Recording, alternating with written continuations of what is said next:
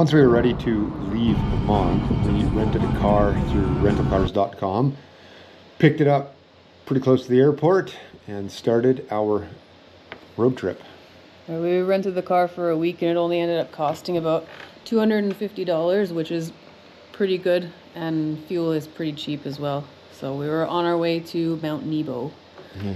The views on the way to Mount Nebo were pretty spectacular. It's mountainy. You're climbing uphill basically straight out of Amman all the way to the top of Mount Nebo. We parked the car, which is free, and headed up a short little hike to head up to the mountain so we could see the views. It only cost $2 Jordanian dollars, and it's definitely worth the stop. First things you will come upon is a giant bronze serpent statue, which was built to apparently ward off poisonous snakes. Along with this giant round rock that was actually built as a door for the tomb where Jesus was laid. We headed into the church, where it's very common that you have to have your shoulders and your knees covered as a form of respect. The church is the Church of Moses. It has some of the most amazing mosaics in Jordan that serves as a visual language that tells stories. All throughout this church, you can see on the floor all these paintings. They're actually ceramic and glass that are painted, and they're supposed to tell a story while you're in there. I didn't know how to read the story, but they look very pretty. They are covering the walls, the floor, everywhere throughout this church. Even if you don't understand the language, you can appreciate the beauty and the hard work that goes into all of this stuff. Mount Nebo is believed to be the burial place of Moses, where they say he died at the age of 120. When you step outside of the church, you get a pretty amazing view of what they call the Promised Land. On a clear day, you're supposed to be able to see Jerusalem out there. This is actually 710 meters above sea level.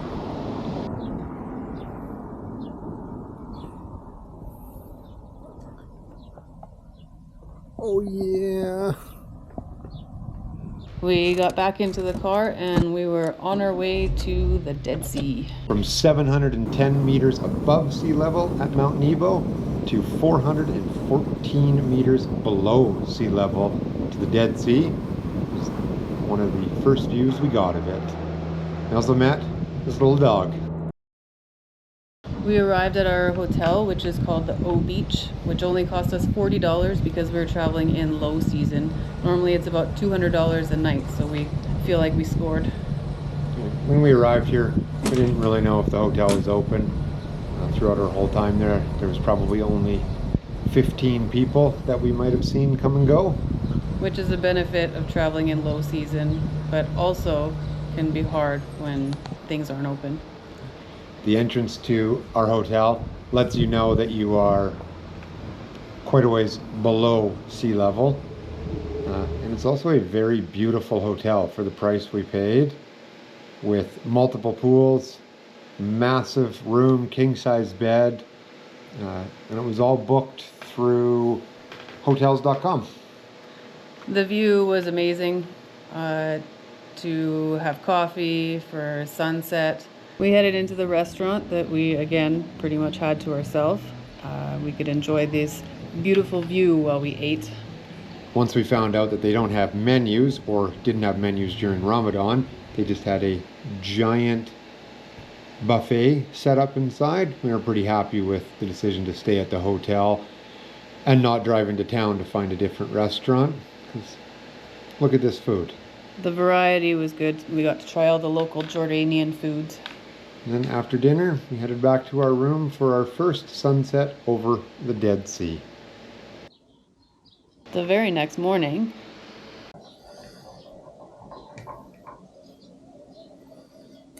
You just use a toothbrush. and that's cool.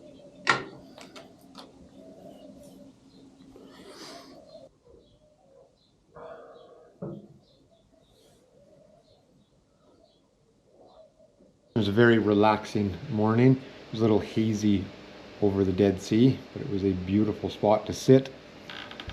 We finished our coffee and then we headed to breakfast.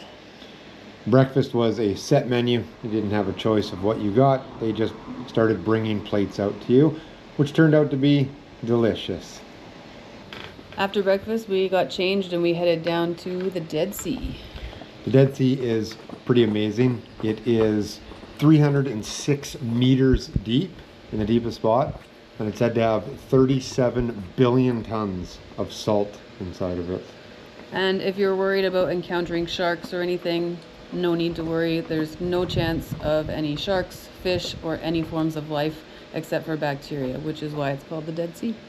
When you step inside of it, it looks really neat. It's got a shimmery oil-like on it, but everything white in there that you see is salt as you step on it. On the beach, they have these clay pots filled with mud. You put it all over yourself. It's mineral-rich mud, and it takes about 10 to 15 minutes to dry, but it's said to be very therapeutic. Whatever it's said to be, it is very uncomfortable to have this all over your body, and if you have any facial hair in the hair, it dries super tight. I found it to be very itchy, and I was very uncomfortable with every minute of it being on my skin. Once it starts to dry, it starts to crack. But as you're putting it on, you need to make sure you have either someone else there or you miss spots on your back. Yeah, or on your front. You have to have some help.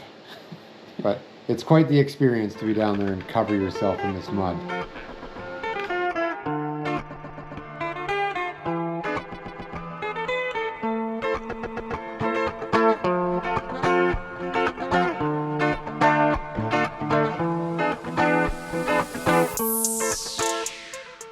We then headed down into the water so we could wash all of the cracking therapeutic mud off of us. Going into this water for the first time is quite the experience. The way you can float in there and trying to sink, it's actually pretty complicated just to stand up and move around. It's actually the closest that you'll feel of what it's like to be in space. And I don't plan on going to space, so this was pretty cool for me. Yeah. You can stand upright. Where we are right now, it's probably 15 feet deep, and you can stand upright and have most of your chest out of the water. But before we went in, I had said, make sure you don't get it in your eye because it's supposed to hurt very badly. And then somebody got it in their eye. After being in the water for a while, you have to be careful with your camera because, as you can see, the video starts to get covered with salt. They have these nice freshwater showers where you can get the salt off. I don't know how people do it without a shower. It is the worst feeling in the world when you come out of the water. Once we got out of the salt water, it was time to head up to one of the pools they had open at this hotel. It was a beautiful pool, ocean view, nobody in the pool with us. They did have a bar, but it wasn't open because it was Ramadan and it was low season. So we just hung out by ourselves, enjoyed the water, and relaxed.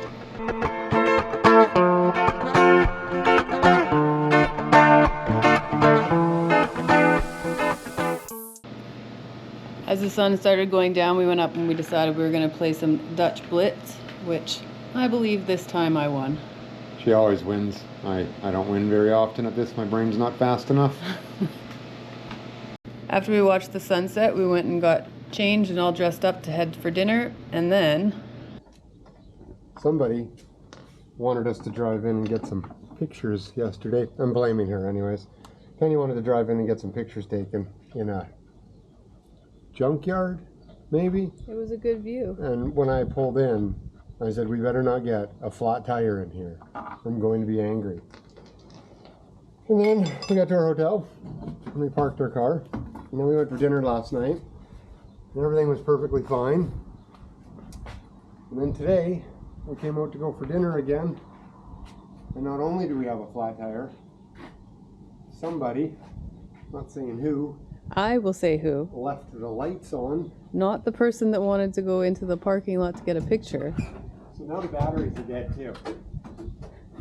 Luckily, we have a tire. So my Not so problem's lucky. fixed. That's lucky. I don't have booster cables. And nobody at the hotel seems to either. So, Not until tomorrow. also, now we have to get a tire fixed because I'm sure they'll charge us an outrageous number if we bring it back with a flat tire. It did come with a tire though, so A+.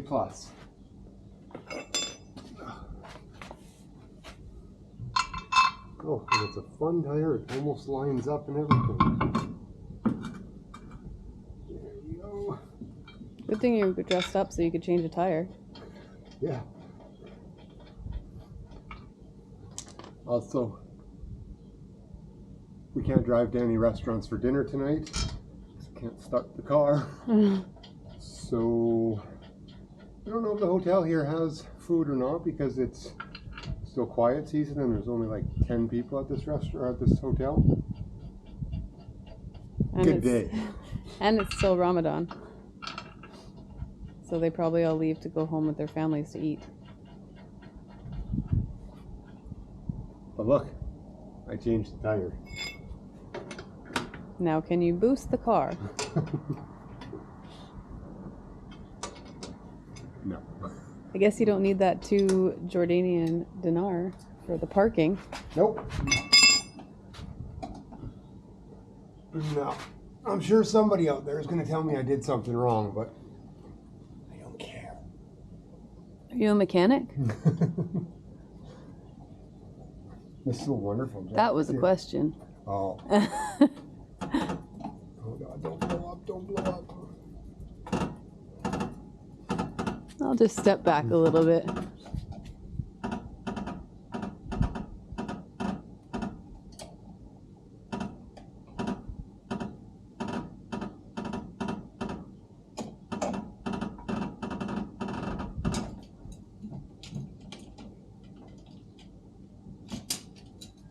Oh, this tire, we're limited to 80 kilometers an hour. All right, now we'll torque these down to fat pounds. Don't hurt yourself. Well, now with the car being broke down and battery being dead, we're now at the hotel waiting because the hotel guys said that they would be able to get a hold of their buddy and get him to come back with some cables. So now we're just waiting for them to come and help us, and we're either going to eat here if they have food, or drive and see if the tire shop's open. See if we can do that tonight. If not, then tomorrow's going to be a little bit longer of a get away from here. Yeah, I found out there's a tire shop 10 kilometers away, so hopefully. Oh, and here's our cables.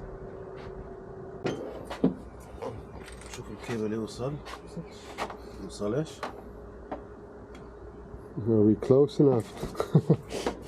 Okay.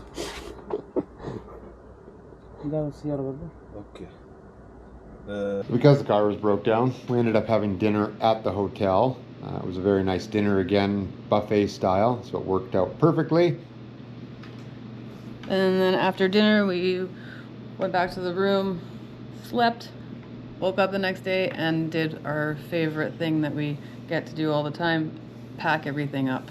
Yeah, it's not our favorite thing. We seem to take everything out of our bag in 2 days, 3 days, and scatter it everywhere around the room. We're really good at making ourselves comfortable.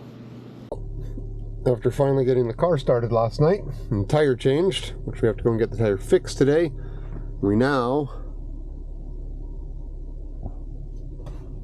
have to wait until they text us a code so we can unlock the dash. But he doesn't want to send the code to us. They want to talk to the hotel security about the code. So we are stuck at the hotel right now for a minute. We're winning today. They finally gave us the code. They didn't really give us the code. It's hidden in the car. I don't know why that was a big thing, but we now have music.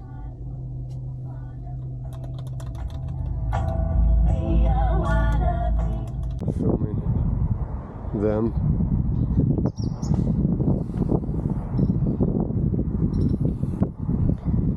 They don't want me to help. They keep telling me no.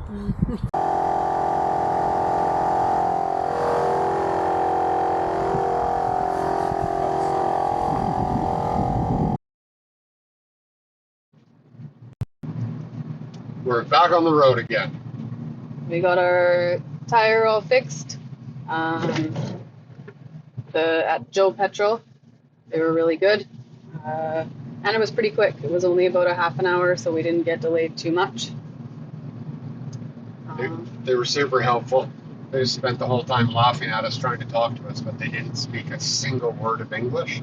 And they did keep telling me not to help them. Maybe because I possibly accidentally threw the tire wrench out. Yeah. Luckily, we found the leak, though. We didn't know if we were going to be able to find it. They brought the water and soap out to make bubbles to find the leak, and it took about 5 minutes. It took them longer to find the leak than it did to actually fix the leak. Yeah. Oh, let me show you what.